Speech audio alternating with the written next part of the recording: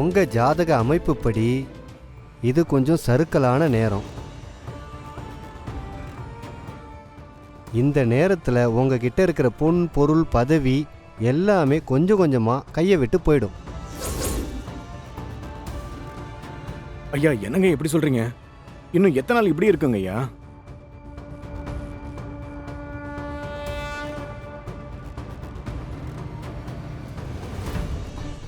இன்னும் 10 வருஷத்துக்கு இதே பலன்தான்.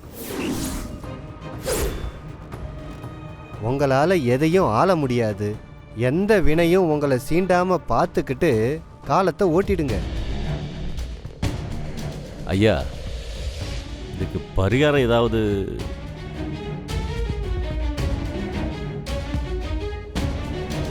ஒரே ஒரு வழி இருக்கு.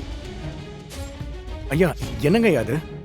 இவரோட நிலைமை மாறணும்னா இவருக்கு ஒரு வாரிசு உண்டாகணும்.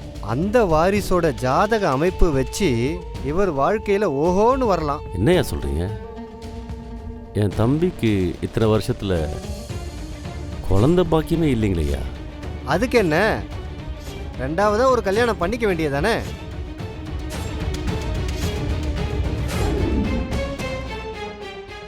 டே திவா, நீ கருணாவுக்கு ஃபோன் பண்ணி நம்ம கல்யாண தரகர் ஏகாம்பரத்தில் பேசி அந்தால கையோட வீட்டுக்கு கூட்டு வர சொல்லு. உனக்கு பொண்ணு பார்க்க ஏற்பாடு பண்ணலாம். அண்ணா அண்ணா, கர்ணாவை எதுக்குண்ணே திரும்ப இதில் இழுத்துக்கிட்டு? நாம பார்த்துக்கலாண்ணே. டே இல்லைடா, அவன் கடிவான கட்டின குதிரை மாதிரி. நம்ம அப்படியே விட்டோம்னா அவன் நம்ம கையை மீறி போயிட்டே இருப்பான். எதுனாலும் நம்ம கட்டுப்பாட்டுக்குள்ளே தான் வச்சுருக்கணும். எனக்கு என்ன பண்ணணும்னு தெரியும். நான் சொன்ன மாதிரி அவன்கிட்ட போய் பேசு போ. சரிண்ணே, இதை பேசுகிறேன்.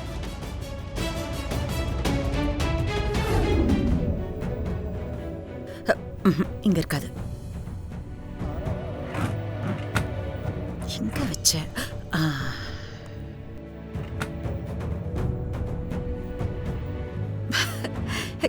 கடவுளே, ரொம்ப நாளைக்கு அப்புறம் இந்த தடவை தான் டேட்டு தள்ளி போயிருக்கு.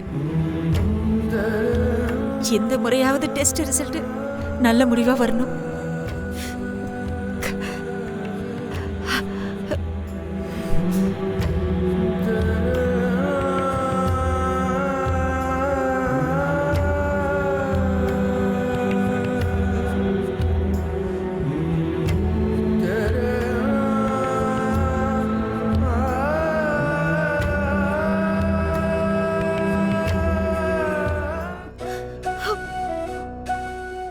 ஐயோ,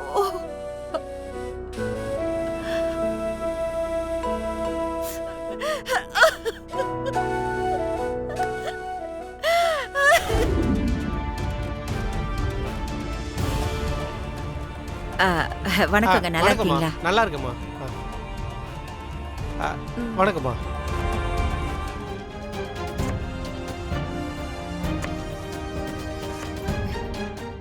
அக்கா, இந்த ஆள் எதுக்காக இப்ப வந்திருக்காரு? தெரியல ஜெயந்தி, மாமா தான் எதுக்கோ வர சொல்லிருக்காரு. ஆமா, நீங்க போன காரியம் என்னாச்சு? தரகர் எதுக்கு வர சொல்லிருப்பாங்க? நல்ல தரிசனம்க்கா. கரெக்டா பூஜை ஆரம்பிக்கிறதுக்கு முன்னாடியே நாங்க போயிட்டோம். குங்குமம் எடுத்துக்கோங்க.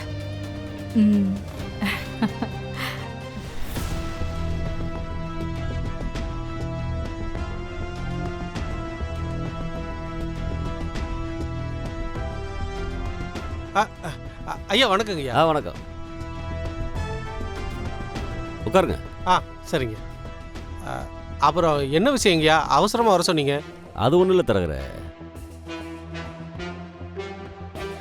என் ஃப்ரெண்டு ஒருத்தருக்கு பொண்ணு பார்த்துட்டு இருக்காங்க. அதான் உங்ககிட்ட நல்ல வரன் இருக்கான்னு கேட்கலாம் வர சொல்லியிருந்தேன். ஐயா, இதில் சில பொண்ணுங்களோட போட்டோ இருக்கு. நீங்கள் எந்த பொண்ணை பிடிச்சிருக்குன்னு சொல்லுங்க, அந்த பொண்ணை பேசி முடிச்சிருவோம்.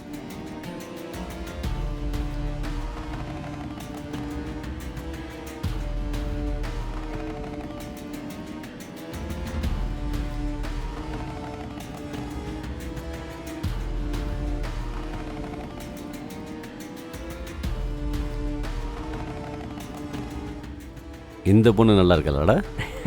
நல்லா இருக்குண்ணே. அடேய், என்னங்க? இங்கே வா.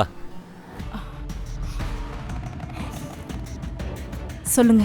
இந்த பொண்ணு எப்படி இருக்கான்னு எல்லாரும் பார்த்து சொல்லுங்க.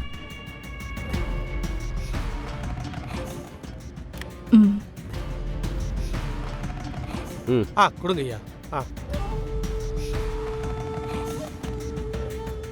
பாரு இந்து. நல்லா இருக்கா இல்லக்கா? நல்லா இருக்கா?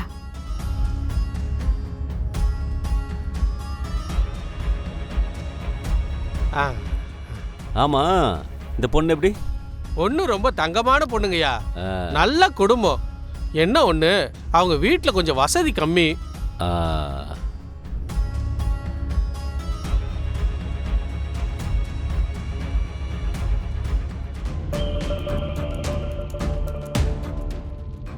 பாருங்க.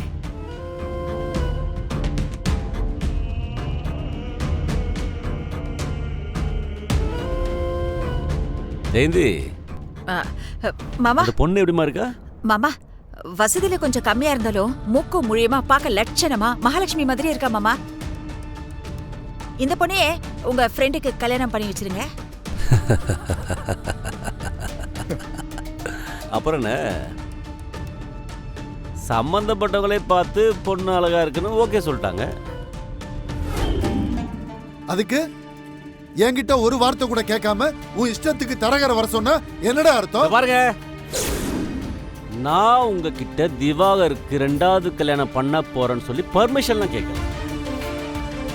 நான் ஏற்கனவே முடிவு பண்ணிட்டேன்னு தகவலைத்தான் சொல்றேன். புரியுதா?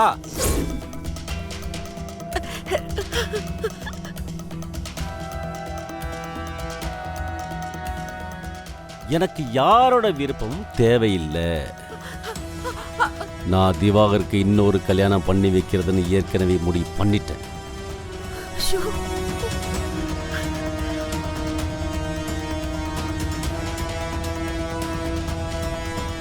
தரகர ஐயா, மேற்கொண்டு அந்த பொண்ணு வீட்டில் என்ன பேசணுமோ அதெல்லாம் பேசி, சரிங்க.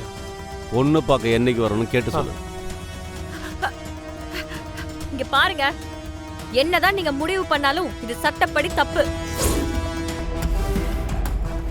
டேய், ஓவரா பேசுறாங்க. இரு, இவ்வளவு விடக்கூடாது. பொறுமையா இரு. மேடம் சரியா தானே சொல்றாங்க. நாமளும் சட்டப்படியே போவோம். நீ என்ன பண்ற, உடனே நம்ம வக்கீல்கிட்ட பேசி விவாகரத்து வாங்கறதுக்கு நான் எல்லா ஏற்பாடையும் பண்ண. ஆமாண்ணே, நீங்க சரியா சொன்னீங்கண்ணே. அதான் பண்ணணும்.